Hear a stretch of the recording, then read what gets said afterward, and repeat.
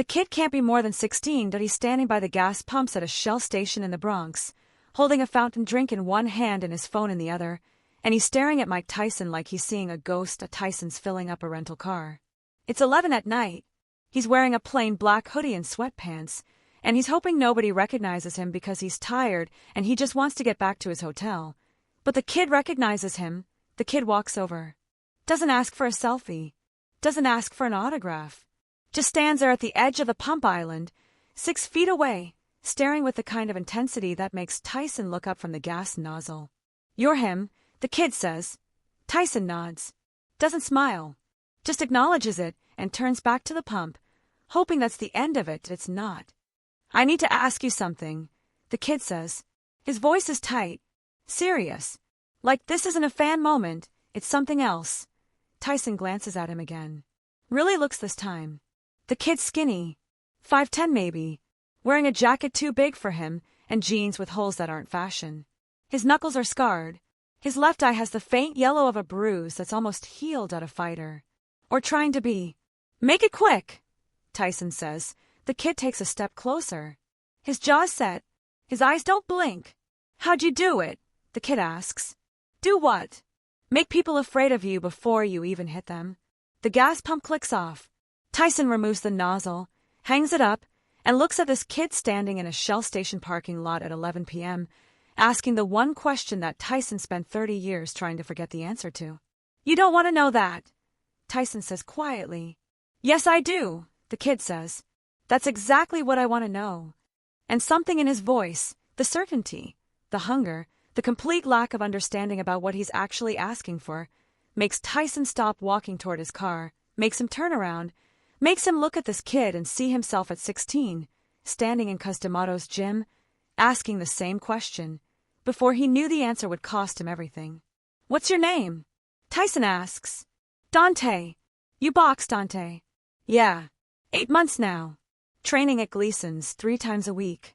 Tyson nods slowly, studies the kid's hands, his posture, the way he stands.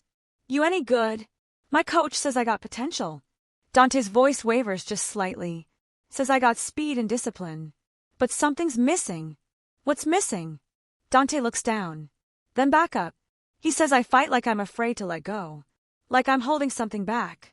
Tyson knows exactly what the coach means. He's seen it 1,000 times. Fighters with all the tools who can't pull the trigger. Who have the skill but not the thing underneath the skill, the willingness. "So you think I can tell you how to fix that?" Tyson says. "I think you're the only person who can." There's something in the way he says it. Not flattery.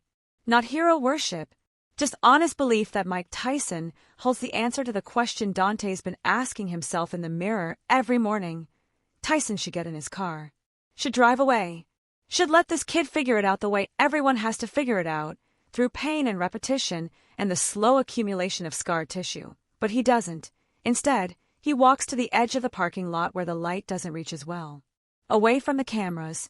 Away from the pump islands. "Come here," he says.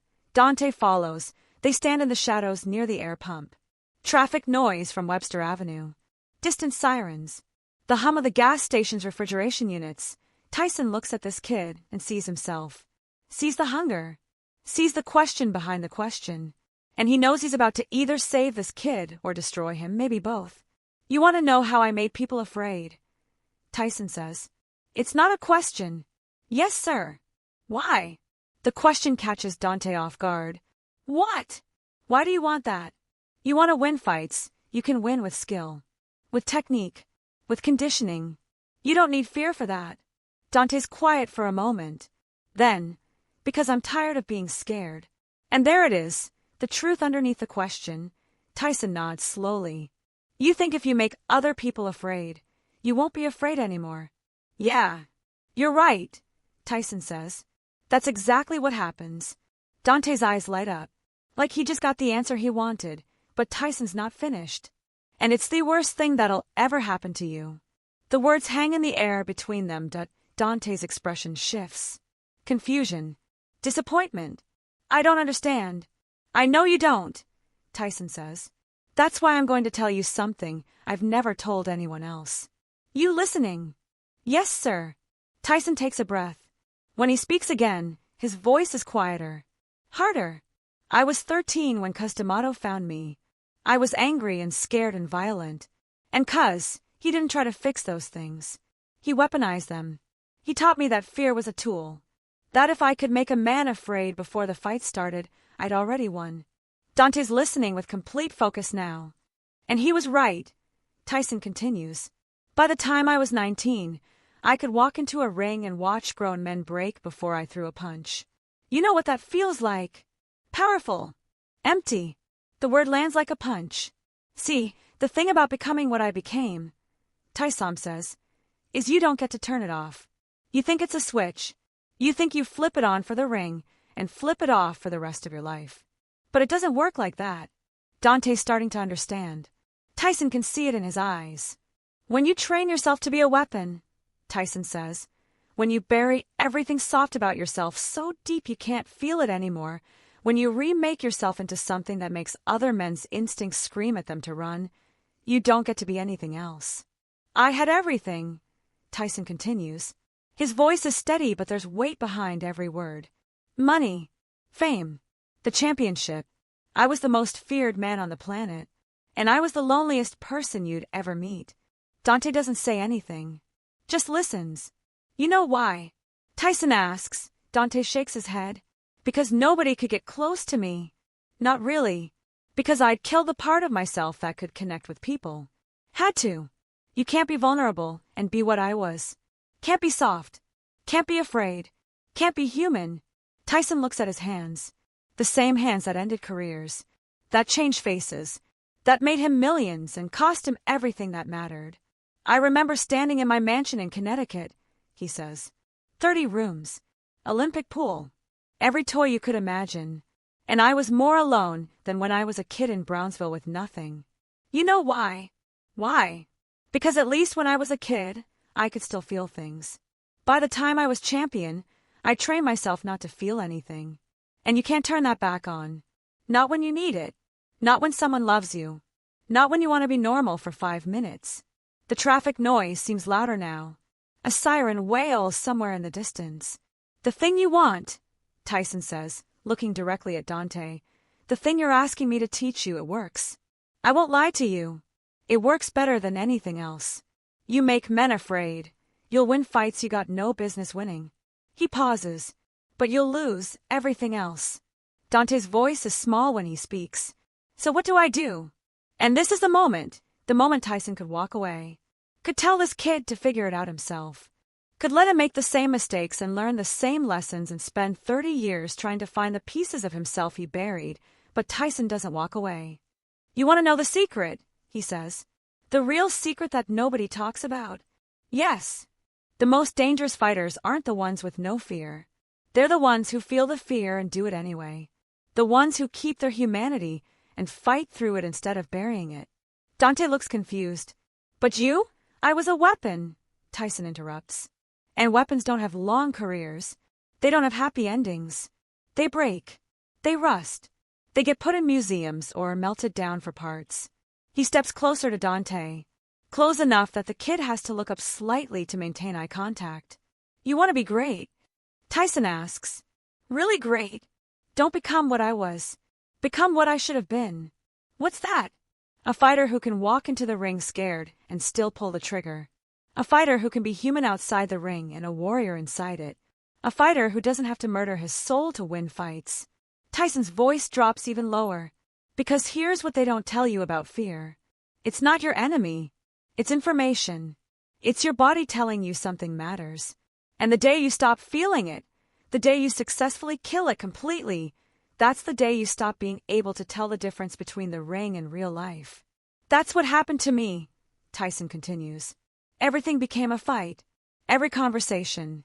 Every relationship. Every moment. Because I trained myself so completely to see threats and eliminate them that I couldn't see anything else. Dante's quiet. Processing. You got someone who loves you. Tyson asks suddenly. The question catches Dante off guard. My mom. She know you're boxing. Yeah. She hates it. Says she didn't raise me to hurt people. Tyson nods. She's right to hate it. And she's right to worry. You know why? Why? Because she sees what you can't see yet. That there's a cost. That violence changes you even when you're doing it in a ring with rules and a referee. And she's scared you're going to pay that cost and not understand what you lost until it's too late. Tyson looks up at the night sky. Light pollution makes the stars barely visible. I never had that, he says quietly. Never had someone who loved me enough to try to stop me. Everyone around me wanted to use what I was. 'Cause wanted a champion. The promoters wanted money. The hangers-on wanted proximity to power. He looks back at Dante. Nobody wanted Mike. They wanted Tyson. So here's what I'm going to tell you, Tyson says. And you can do whatever you want with it. But this is the truth. I wish someone had told me when I was your age. Dante nods. You don't need to make people afraid to be great. You need to respect the fear, yours and theirs, and fight anyway. You need to stay connected to the part of yourself that knows violence is serious, that knows hurting someone matters, that knows there's a difference between necessary and cruel. Tyson's voice gets harder. The fighters who last, who have real careers, who can walk away from boxing and actually have a life, they're the ones who kept that connection, who stayed human, who felt the weight of what they were doing and did it anyway because they had to, not because it was easy. He puts a hand on Dante's shoulder. The kid flinches, slightly, then steadies. You want to know how I made people afraid? Tyson says, I made myself into something inhuman. I erased every soft part of me. I turned myself into pure violence. And it worked. And it destroyed me. He squeezes Dante's shoulder once, then lets go. Don't do that. Be better than I was. Stay scared. Stay human. And when you step into that ring, you fight with everything you got, but you fight as Dante, not as some persona you created to protect yourself from feeling. Dante's eyes are wet now.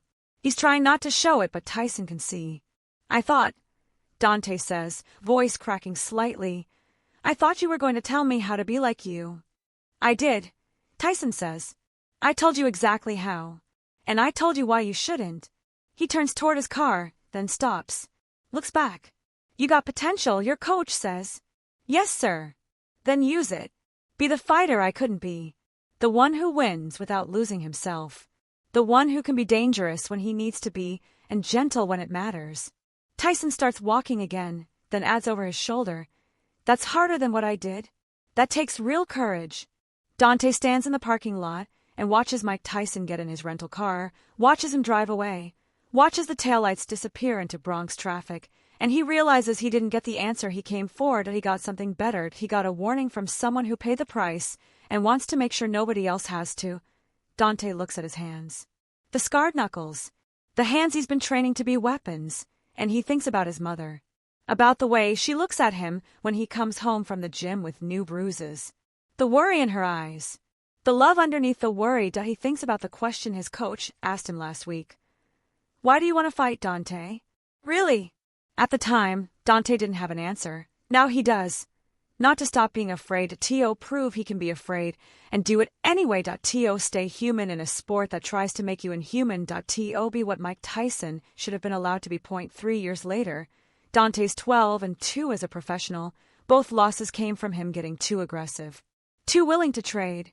Fighting like he had something to prove. After the second loss, his coach sat him down and said, You're fighting angry. Where's that coming from? Dante thought about it. Really thought about it. Then he told his coach about the night at the gas station. About Mike Tyson. About the conversation that changed everything. His coach listened. Then said, So what did you learn? That being dangerous isn't the same as being a monster. And that the fighters who last are the ones who remember that. His coach nodded. Then remember it. Every time you step in that ring. Stay human. Stay connected. Stay scared. Stay scared. Fear keeps you honest, his coach said. The day you stop feeling it is the day you start making mistakes you can't take back. Dante never sees Mike Tyson again, but he carries that conversation with him. Into every fight. Into every training session. Into every moment when he's tempted to become something harder, something colder, something that doesn't feel the weight of violence. He keeps a picture on his phone. Screenshot from a YouTube video. Mike Tyson at 19, standing in the ring after a knockout, looking at his opponent on the canvas. The expression on Tyson's face isn't pride, it's emptiness. And Dante looks at that picture before every fight and reminds himself, don't become that. Be better than that. Win without losing yourself. Some nights, lying in bed after a fight, Dante wonders if Tyson knows that if he knows that 15 minutes in a gas station parking lot saved someone from making the same mistakes, if he knows that the warning landed, if he knows that at least one fighter heard the lesson and chose the harder path. Probably not. But Dante knows, and that's enough. Because Mike Tyson gave him something more valuable than technique or intimidation or the secret to making people afraid that he gave him permission to stay human, and in a sport that tries to turn you into something else, that's the most dangerous thing you can be. Human, aware, connected to the cost of every punch.